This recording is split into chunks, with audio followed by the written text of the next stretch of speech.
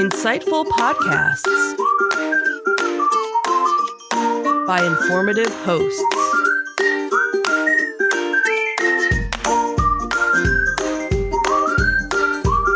Insights into Things, a podcast network.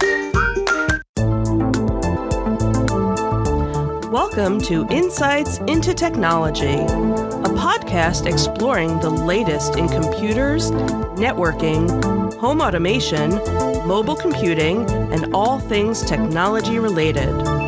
Our hosts will take a deeper dive into the latest and greatest in tech trends and give you the information you need to enable your tech-centric world. This is Insights into Technology, episode 23, Bugs, Breaches, and Bot Takeovers. I'm your host, Joseph Whalen. And before we get into your tech news of the week, I did have an apology and a notification to throw out there. The apology is because our regular release of podcast was delayed this weekend. We had a bit of a incident at my house. As you guys know, my studio's in my house. We had a situation where our sub pump had gone. We had gotten some rain. We had gotten some water. We had some mold issues coming as a result of that.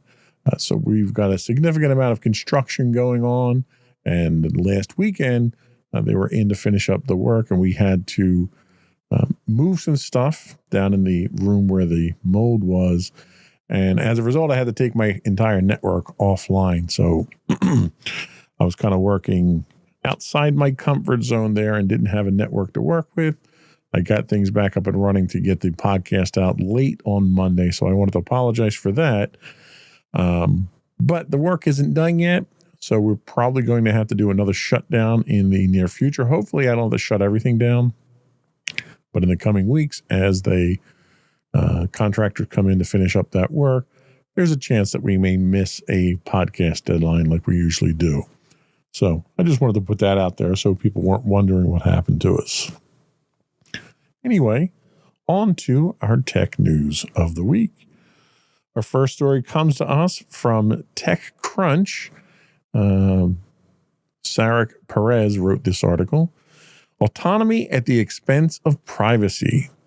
Signal President Meredith Whitaker has raised alarms about the security and privacy risks associated with agentic AI, or autonomous systems capable of performing tasks without human intervention.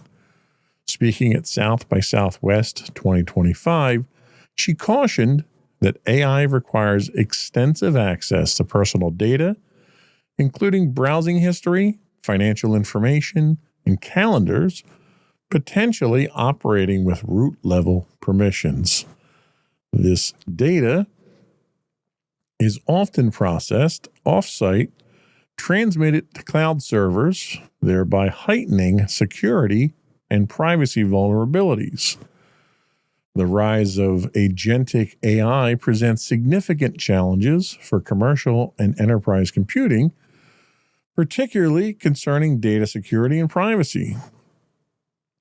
Agentic AI systems necessitate broad access to sensitive data, potentially leading to unauthorized data exposure.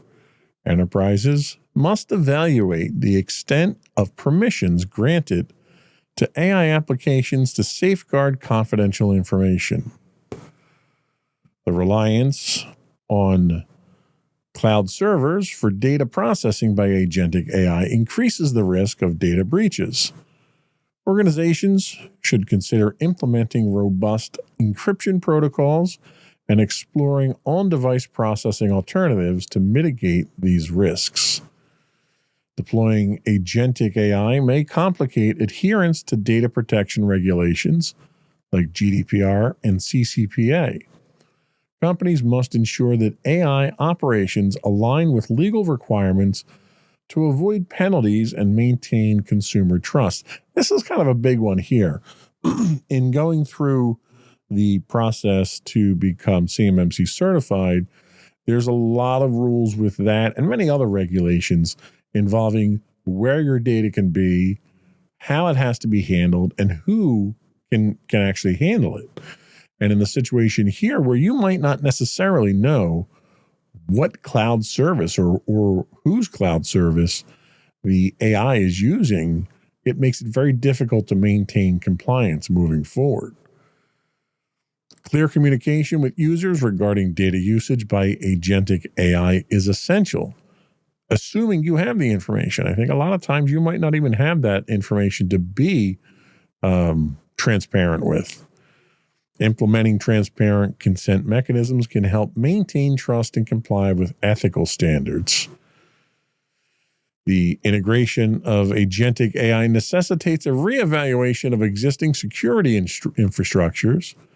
Organizations should invest in advanced security measures to address the unique challenges posed by autonomous AI systems. It's important to note that AI, it's been around for a while. In fact, today we're going to start our deep dive into AI and its history. So it's been around for a while, but it's not really taken off for the general population until just recently.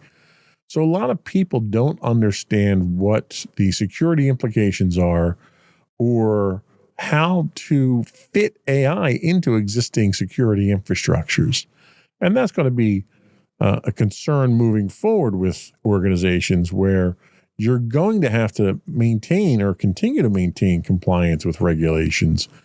But as with any new technology, you need to understand the technology before you start deploying it. A lot of companies want to just jump on the bandwagon because AI is this great and wonderful thing as it's being portrayed in the media, and they don't take the time to understand what the risks are and how to best handle it and how to maintain compliance. So this one should be interesting to see how it pans out in the long run. Next up, Lance Whitney tells us from ZDNet, when X hits the fan. On March 10th, 2025, X, formerly known as Twitter, experienced widespread outages affecting tens of thousands of users globally. Elon Musk, owner of X, attributed these disruptions to, quote, a massive cyber attack, suggesting involvement from a coordinated group or nation possibly originating from Ukraine. Concurrently, a pro-Palestinian hacker group called the Dark Storm Team claimed responsibility for the attack, stating it was in response to the ongoing conflict in Gaza. Users reported issues such as slow loading times and error messages, with the most significant impact observed around 10 a.m. Eastern Time. The cyber attack on X underscores significant vulnerabilities in digital infrastructure, highlighting potential risks for businesses relying on social media platforms for communication and marketing. Now, there's certainly platform vulnerability issues that have to be taken into account here. Information was not very forthcoming from X on this. The only attribution that Musk had given to this being a Ukraine issue was they traced it to Ukrainian IPs. Well, a 5-year-old would make a conclusion like that. Spoofing IP addresses, or not even spoofing them, just using VPNs to appear to be coming from somewhere else is trivial at this point in time. So if the solid evidence they have is just the IPs were Ukrainian, I have to seriously question what the origination point of the attack was. The attack does reveal potential weaknesses in widely used platforms, emphasizing the need for robust cybersecurity. Businesses should assess their reliance on third-party platforms and develop contingency plans for potential disruptions. Fortunately, X isn't the most widely used social media platform right now, certainly not by businesses. So I think the business impact or the commercial impact or enterprise impact was minimal in this case here. Talking about the attribution challenges, Musk attributed the attack to Ukrainian sources, which contrasts with the Dark Storm Team's claim illustrating the complexities in accurately identifying perpetrators. It was really premature to come out and claim anything when you have an ongoing investigation and you don't have any solid evidence of anything. But the ambiguity complicates response strategies and underscores the importance of comprehensive threat intelligence, which clearly we got nothing from this one. So you take it at face value, and I don't think that's worth all that much in this case. The outages on platforms like X can hinder real-time communication, affecting customer engagement and service delivery. Enterprises should diversify communication channels to mitigate such risks. And this is a good thing no matter what, because not everybody is on a single platform. So if you're going to use social media as a preferred method of communicating with customers or clients or vendors or whoever, you probably want to do it across multiple popular platforms so that the next time someone decides that they want to take X down, it doesn't affect your ability. The prolonged platform outages, in this case, can lead to reputational damage for businesses perceived as unresponsive. So if you're primarily communicating through a single entity like this, and it goes down and you go dark with any announcements or information that you have to disseminate, then their failure starts to look bad on your part. And that's probably something you definitely want to avoid as a commercial company. Next up, Cyber Scoop's Tim Starks tells us from Coast Guard to CyberGuard. In a significant move for national cybersecurity, President Trump has nominated Sean Plancky to lead the Cybersecurity and Infrastructure Security Agency, or CISA. Plancky brings a wealth of experience to the role. He served as Principal Deputy Assistant Secretary, that just rolls right off the tongue, that title, doesn't it, for the Department of Energy's Office of Cybersecurity, Energy Security, and Emergency Response between 2019 and 2020. Prior to that, he was Director of Cyber Policy at the National Security Council starting in 2018.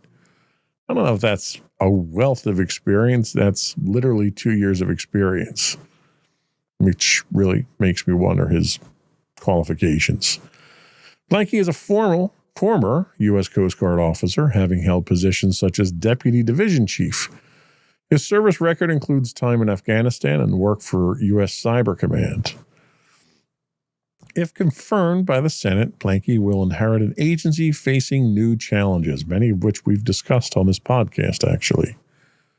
Under the current administration, CISA has experienced personnel reductions and shifts in its responsibilities, raising concerns about its capacity to effectively safeguard critical infrastructure. Plancky's nomination carries significant implications for commercial and enterprise computing. The first being leadership stability. His extensive background in cybersecurity, and the article was very generous in saying he has extensive background. I don't think 2 to 3 years is an extensive background in cybersecurity. I've been working in IT myself for 30 plus years now, and there's every day something that I realize I don't know. So 3 years probably, 3 years is being generous. He started in 2018 and he ran through 2020. So a little over 2 years, I would say. Saying that that's extensive experience is really not a good idea. Although compared to anybody else who's been put into cabinet positions, that probably is extensive experience. Changes in CISA's focus and resources may affect public-private partnerships essential for protecting critical infrastructure. We already talked about that. Staffing reductions could hinder CISA's ability to respond to cyber threats, potentially increasing risks for businesses. Although the administration has come out and basically said CISA is not going to be working with the commercial or private sector moving forward. They're just going to protect government entities. And in an extreme case, only federal government entities, so state and local, kind of have to fend for themselves. So those staffing reductions might not be as significant since their role has been curtailed significantly. Sean Planky's background in government cybersecurity, military cyber operations, and private-public collaboration aligns with CISA's mission to protect critical infrastructure and national security. Again, that's being very generous. His experience in policy development and cyber defense strategy positions, positions him to address evolving threats through his effectiveness, though his effectiveness will depend on navigating CISA's resource and mission challenges. Again, I don't think we're talking about a massive amount of experience here, so I don't know what his policy development experience has been. There's been very little information released on what he's done in his limited 2 to 3 year cybersecurity career. I certainly wouldn't take someone with that little of experience and put them in a senior security role in my company. I can tell you that right now. Recent changes within CISA, including leadership shifts and evolving cybersecurity policies, signal a stronger federal focus on public-private collaboration and regulatory oversight. Enterprises should prepare for increased compliance requirements, enhanced threat intelligence sharing, and a greater emphasis on proactive cyber resilience strategies. Now, it's interesting that we go down that route with that logic. You have to prepare for all of that because CISA is not going to do it anymore. So if you're not, and I question the increased compliance, I think that we're still kind of up in the air about that. But enhanced cyber threat intelligence sharing is absolutely a must because you're not going to be getting it from the government. So hopefully there's going to be some kind of groundswell of support for better communication to make up for this gap that they're creating. I don't know. We'll see. I mean, I think the heads of these agencies don't necessarily, and it's been proven in the past, don't necessarily need to be experts in what those agencies do. They're figurehead positions. They're basically power positions to, position allies in the government. It's a political move more than anything. These aren't the people that are actually doing the work. So that's kind of the only positive takeaway I have from that. So we'll see how things go. We're going to take a quick break, but before we do, I want to invite you to give us your feedback. Let us know how we're doing. Let us know your opinion on these articles that we're talking about here. Tell me I'm wrong. Tell me I'm right. Let's have an open dialogue about it. I'd love to have a discussion with someone about this. You can email us at comments@insightsintothings.com. You can call in and leave a voicemail for us at 856-403-8788. That is 856-403-8788. Or as always, you can get links to all that and more on our official website at www.insightsintothings.com. We'll be right back.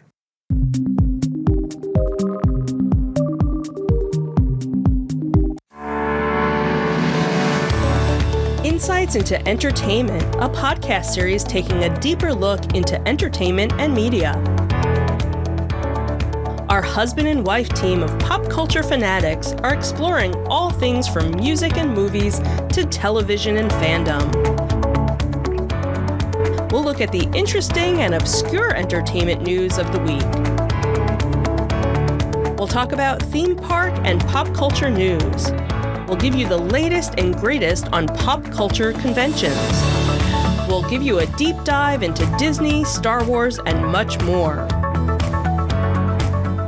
Check out our video episodes at youtube.com/insightsintothings. Our audio episodes at podcast.insightsintoentertainment.com, or check us out on the web at insightsintothings.com.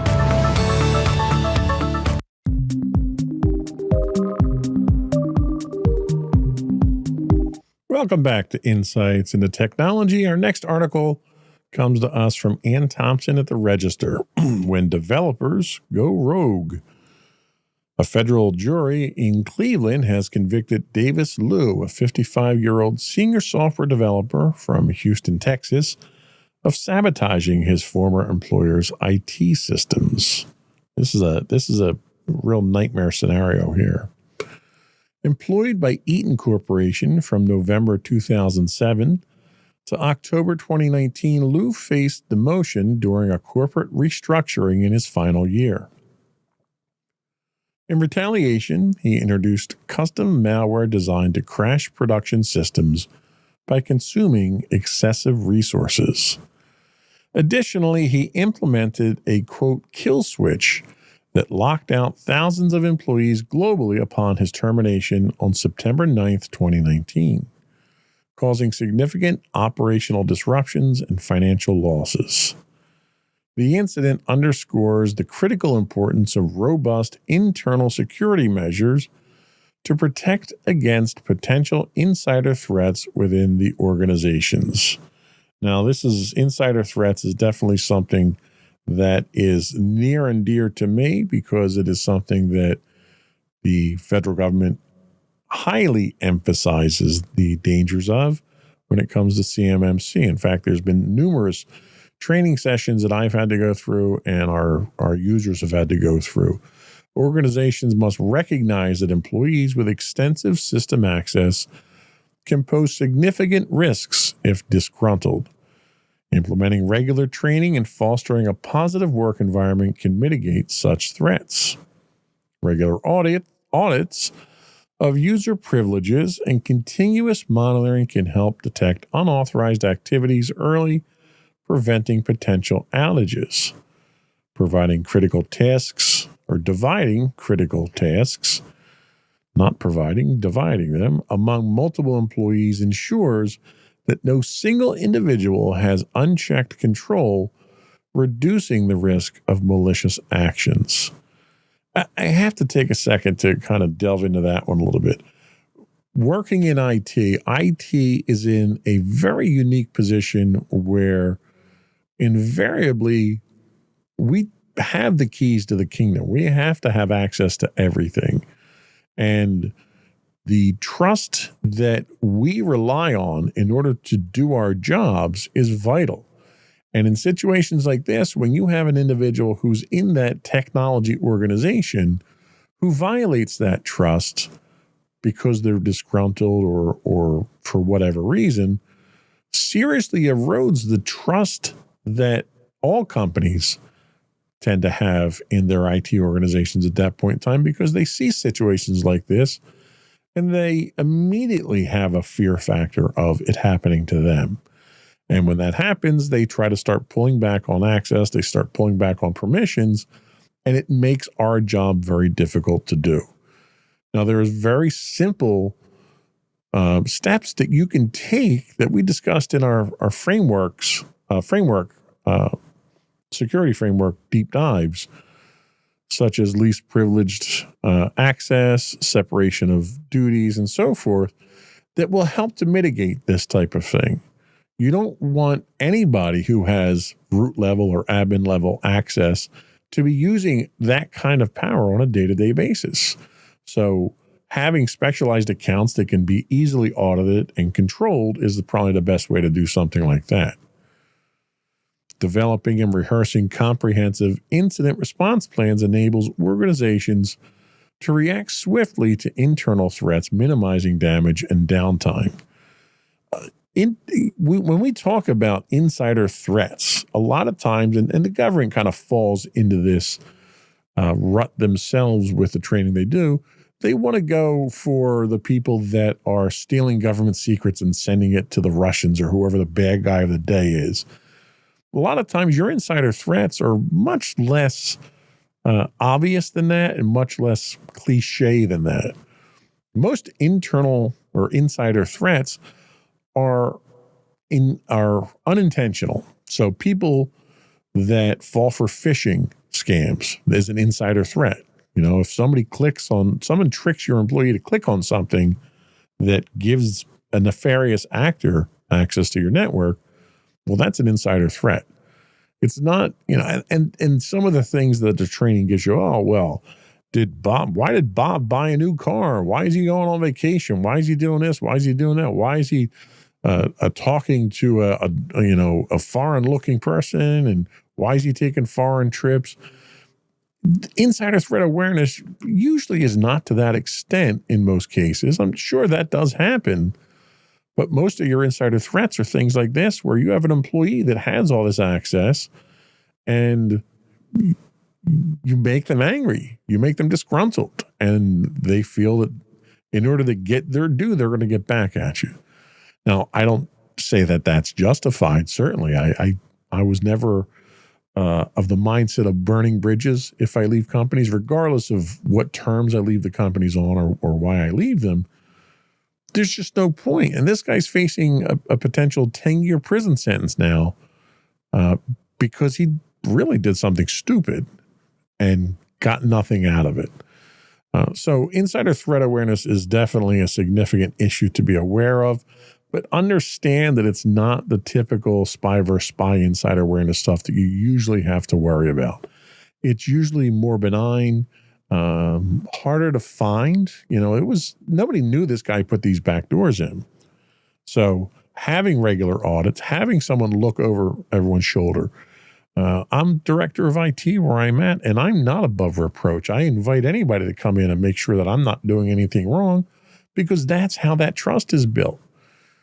Questioning my actions isn't questioning your trust. It's being smart. And it's important for people to understand that. Next up, bleeping computer, Serge Gatlin again. He's a popular one that we go to all the time. Chrome catchers and Android Avengers. In 2024, Google awarded nearly $12 million to 660 security researchers through its Vulnerability Reward Program, or VRP. This initiative encourages the discovery and responsible reporting. You have to emphasize that. The responsible reporting of security vulnerabilities across Google's products and services. Notably, the highest single reward exceeded $110,000. That's good work if you can get it. Google's substantial investment in bug bounties underscores a proactive approach to security, setting a benchmark for other organizations to prioritize vulnerability management. By offering significant rewards, Google motivates the global community to identify and report potential threats, leading to more secure software and services. The VRP's expansion to include various platforms such as Chrome, Android, and cloud services ensures that a wide array of products benefit from rigorous security assessments. Google's commitment may encourage other tech companies to adopt or enhance their own bug bounty programs, fostering a culture of shared responsibility and cybersecurity. Now, I've always been a big proponent of bug bounty programs. I think having outside eyes look at your code and look at your products is the best way to kick the tires. You can have all the internal testing you want, all the QA that you want. You can have your developers pour over. You can have even your own users go through your applications. But the problem is that they tend to be too close to the situation. And a lot of times they're not going to think outside the box. When you have an outside white hat or gray hat hacker who's basically trying to poke holes in your software, internal testing has, and I come from a quality assurance background in software from years ago.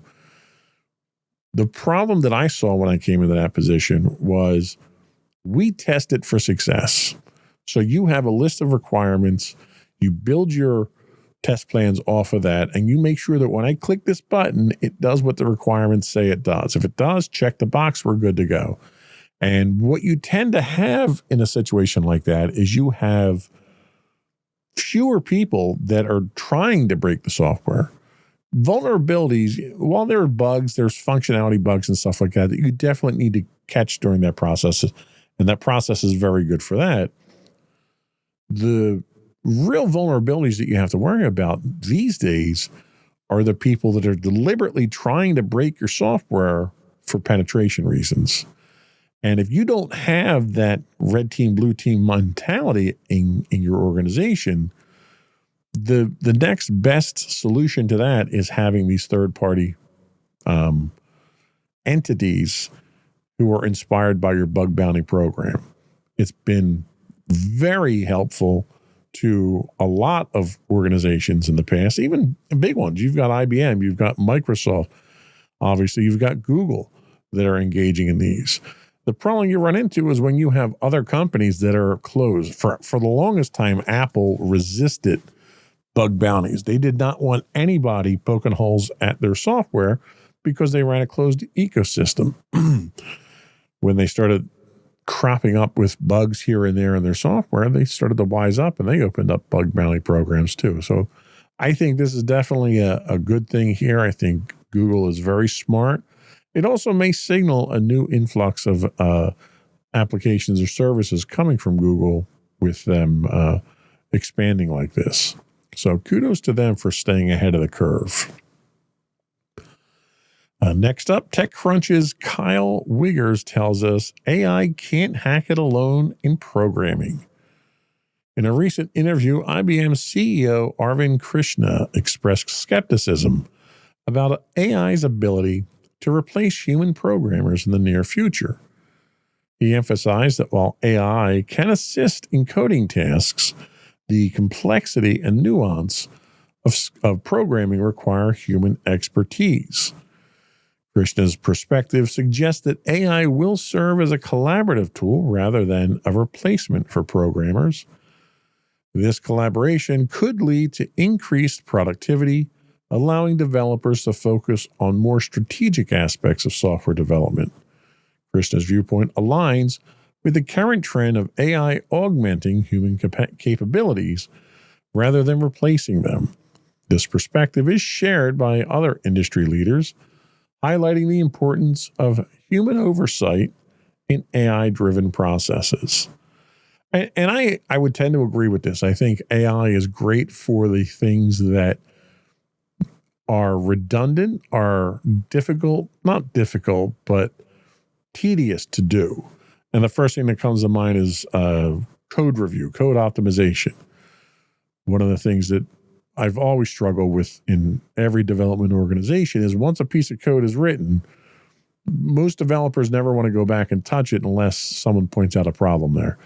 And even if you don't have out and out bugs that are breaking things, as your development technique works, as you continue other projects, you learn new techniques, there's new technology, and it's worthwhile going back and looking at your existing products and doing code reviews and optimizing them and implementing new standards, new technologies, new coding techniques. And I think this is something where AI may be very helpful in trying to identify these things. The intricacies of programming involve problem solving and critical thinking skills that AI has yet to master. This underscores the need for human programmers to handle complex coding challenges. By automating repetitive coding tasks, AI can free up developers to focus on innovation and design, potentially accelerating software development cycles. The integration of AI in code necessitates continuous learning and adaptation among programmers to effectively leverage AI tools. And with anything with AI, and we're about to get into a deep dive, not really a deep dive, more of a historical review of AI. AI is a tool. AI is not a replacement for humans, and the media really has picked up on AI in a distorted manner to make people think that, oh, well, AI can just do that for you, or, hey, your student shouldn't be using AI because they're going to cheat. None of that's true. I mean, some of it's true. Sure, they're going to use it to cheat, but really what it is, it's a useful tool. I mean, you have a hammer is great for hammering in nails, but you can do more than that. You can use it for more than just hammering in nails, but it's very good for hammering in nails. So the trick is finding what the niche is, where it works best. And different types of AIs apply to different types of scenarios. So in this case here, I agree. I think AI in programming is probably a good thing. It certainly is a good thing. I mean, we've had it for a while with code completion and stuff like that, but it's getting to the point now where it can start doing some of those tedious jobs and improve your ability to produce code. So that's all we had for the news for this week. We're going to take another quick break, and when we come back, we're going to start our talk, our deep dive, we're going to call it. It's not too deep, but it's deep enough to give you some more information than you probably already have on AI. We'll be right back.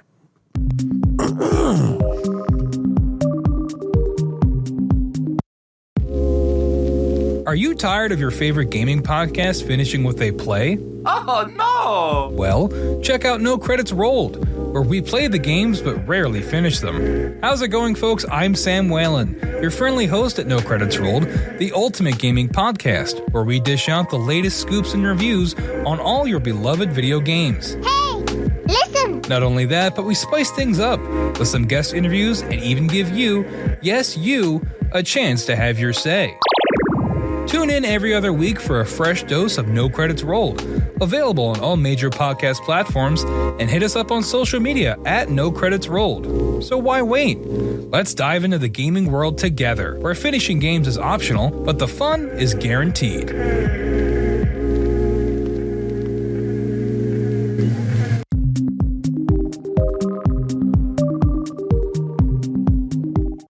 This is Insights into Technology, and today we're talking about AI in our deep dive.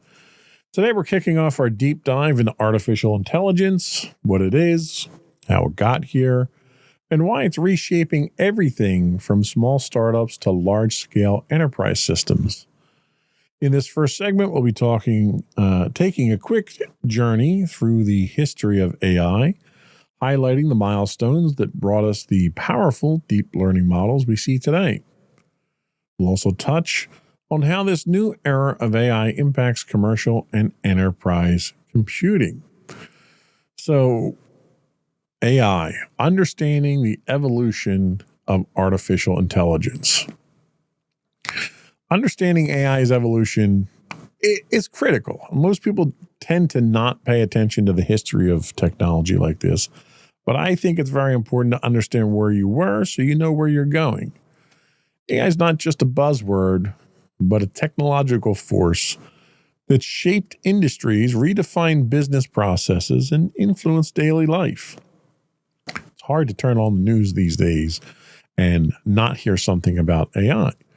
So how did AI evolve from rigid rule-based systems to adaptive self-learning models? AI today powers everything from recommendation engines such as Netflix and Amazon to autonomous vehicles and fraud detection in banking. So AI's evolution really started with the work that was done during World War II. You had the immersion of Alan Turing and his idea of machine thinking. One of the earliest sparks in AI inspiration came from Alan Turing, and that's the Turing test. I'm sure a lot of people have heard about. The Turing test came out of the 1950s, and it was a simple test, a simple process where he asked the question, can a machine's answers be indistinguishable from a human's?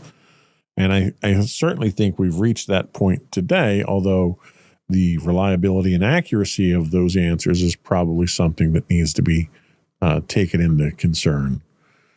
As the concept, AI as a concept emerged from the 50s when computer scientists aspired to create machines that could emulate human reasoning and problem solving. Early AI research leaned heavily on symbolic AI. This approach used hand-coded rules and logic to mimic aspects of human thinking. You can think of it like creating a giant decision tree. If this happens, then do that. Symbolic AI was powerful for very specific tasks like playing checkers or solving algebraic problems. But it struggled with more complex real-world scenarios where rules weren't always black and white. In the 1970s and 80s, expert systems in enterprises began to emerge. Early AI systems were deterministic. They worked on the if-then logic. For example, the medical MISIN, the medical expert system for diagnosing infections. In finance, you had systems that were used for loan approvals. And in engineering, they were using AI for fault diagnosis in machineries. Now, there obviously were limitations. They couldn't handle ambitious or evolving situations, and they only worked within predefined knowledge bases. The 1990s through the 2000s was the shift to machine learning. Why the shift? Businesses needed adaptive systems that could learn from new data. Computational advances allowed for statistical models rather than hard-coded rules. Some of the key breakthroughs here were neural networks. Although conceptualized in the 1950s, artificial neural networks gained traction with better training algorithms. A neural network is an artificial intelligence is a computational model designed to simulate the way a human brain processes information. It consists of layers of interconnected nodes, or neurons in the case of the brain. These process data in a hierarchical manner, enabling machines to recognize patterns, make predictions, and learn from the data. Support vector machines, or SVMs, and decision trees became popular during this time as well. An SVM is a supervised learning algorithm used for classification and regression tasks in machine learning. It's particularly effective for binary classification problems and works by finding the optimal decision boundary, or what they refer to as the hyperplane, that best separates data points into different classes. This breakthrough helped to revolutionize fraud detection, speech recognition. This gave you your early versions of Siri and Google Voice Search, and stock market predictions as well. Adaptability became a major advantage of machine learning over expert systems. Anomaly detection use cases include fraud detections, banks detecting unusual transactions, in cybersecurity with identifying network intrusions, and predictive maintenance, where factories were spotting equipment failures before breakdowns actually occurred. Some real-world examples include credit card companies flagging suspicious transactions based on deviations from user behavior rather than predefined fraud rules. So, for instance, if you use a credit card, if you live in New Jersey, for instance, like me, and you use a credit card while you're on vacation in California, the system might flag that as suspicious and notify you or lock the card or something like that. Basically using machine learning to better understand your patterns and the ability to react to outside stimuli at that point in time. Deep learning moved into the 2010s with a bit of a revolution. So what changed? GPUs provided the computational power needed to train deep neural networks. Neural networks with multiple layers using deep learning began outperforming traditional machine learning models. There was a data explosion. Social media, Internet of Things, and cloud computing provided vast amounts of training data, which we're only finding out now wasn't really used legally, certainly from a copyright standpoint, and there's a lot of lawsuits right now that are still in progress for it. Some of the key breakthroughs that came out of this period were image recognition. ResNet and convolutional neural networks, or CNNs, surpass human performance in some tasks. A convolutional neural network is a type of deep learning model specifically designed for image processing and pattern recognition. CNNs are highly effective for tasks involving visual data, such as image classification, object detection, and facial recognition. Unlike traditional neural networks, which treat all input equally, CNNs use convolutional layers to extract important features from images, allowing the model to detect patterns such as edges, shapes, and textures. Now, we'll talk later on about some of the biases that were built into these systems during their training that today are still an issue, but less of an issue. But they're certainly much more in the forefront now, and people are much more aware of them. Another breakthrough was natural language processing, or NLPs. Google's BERT and OpenAI's GPT transformed chatbots and search engines. You also had autonomous systems, self-driving cars, robots, and AI-driven medical diagnostics all emerged from this. So the practical impact of this was that AI-assisted technology in healthcare started to help with radiology and detecting cancer and medical imaging, algorithmic training and risk assessment analysis in finance, and personalized recommendations from Spotify, Netflix, and other entertainments. Large data sets and neural networks quickly became a part of artificial intelligence as well. Deep learning is data hungry. We kind of all know that at this point, which is why we have such a concern about privacy when it comes to artificial intelligence.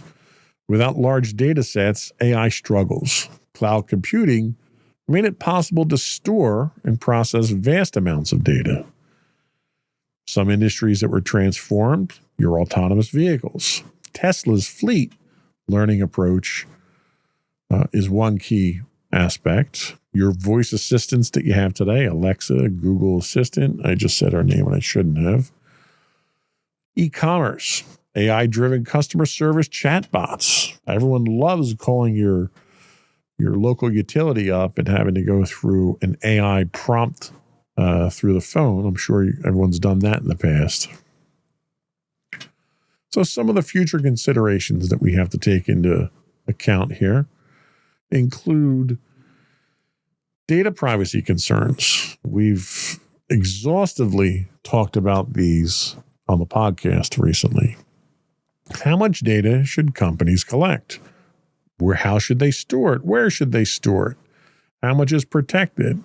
Should data have an expiration date on it? There's bias in AI, like we had touched on. Models can inherit biases from training data. How do we ensure fairness? One great example of this was the early work that Microsoft was doing with facial recognition, and they only used a certain segment of the population to train it, that segment being relatively fair-skinned. So when they deployed their technology to the field for Microsoft Hello, or when they were doing work with the Kinect, people of darker skin, African Americans, Hispanic, and so forth, the facial recognition was not picking up on them correctly because it wasn't trained with the darker skin tones in mind. Energy consumption. Large-scale AI training requires significant computational resources. What's the environmental impact? We already had one data center for AI that was basically built next to its own power plant that happened to be a coal power plant that was just built because it was cheaper. Things like that. Cooling is another issue. AI requires so much computational power, so much cooling, that they need to be built almost with the consideration of like a nuclear power plant. So you have a cooling resource like a river that you can constantly draw on. So some of the takeaways that we need to think about here. AI's evolution has been marked by shifts from rule-based logic to data-driven learning and deep model multi-layered neural networks. Adaptability is AI's biggest strength to date so far. Modern systems can learn, predict, and act with minimal human intervention, which, as we talked about in an earlier story today, might actually be a problem, that lack of human intervention. Industry disruption is ongoing. AI is still evolving with quantum computing, edge AI, and more. Now, edge AI refers to the deployment of artificial intelligence models directly on edge devices, such as smartphones, IoT sensors, drones, and so forth, rather than relying on the cloud computing. This allows AI to process data locally on the device, reducing latency, improving privacy, and enabling real-time decision-making. So that's just a quick look at the history of AI. In our next deep dive, we're going to take a look at AI in the enterprise and how it's affecting businesses and commercial interests. That was pretty much all we had for the day. Before I do go, I want to quickly throw a few shout outs out there. We once again had a very good week on Twitch with a number of new followers.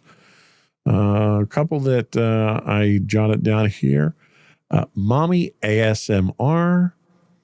I can't even pronounce this one. Mumiupiu.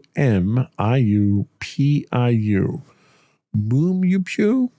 Maybe? I don't know. Pronunciation of names was never my strong point.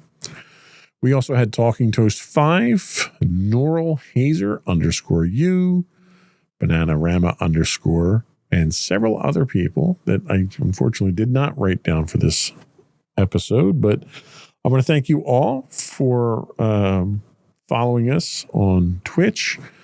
Before we go, I do want to once again let folks know that if you want to find audio versions of this podcast, Insights into Technology, you can go to www.insightsinto-technology.com. You can find us as Insights into Technology anywhere you get a podcast. If you're interested in getting a video version, you can find both video and audio versions of all of our podcasts up on our website, our main website at www.insightsintothings.com. We are also listed as Insights into Things on your podcast sites as well. I would invite you to give us your feedback. Tell us how we're doing. Give us your opinion. I'd love to hear, what you think about some of the stories that we're talking about or some of the deep dives here. You can email us at comments@insightsintothings.com. You can call in, leave a voicemail for us at 856-403-8788. We do stream 5 days a week on Twitch, which is where a lot of our followers come from. You can find us at twitch.tv/insightsintothings, or you can get links to all that and more on our official website at www.insightsintothings.com. That's it. Another one in the books.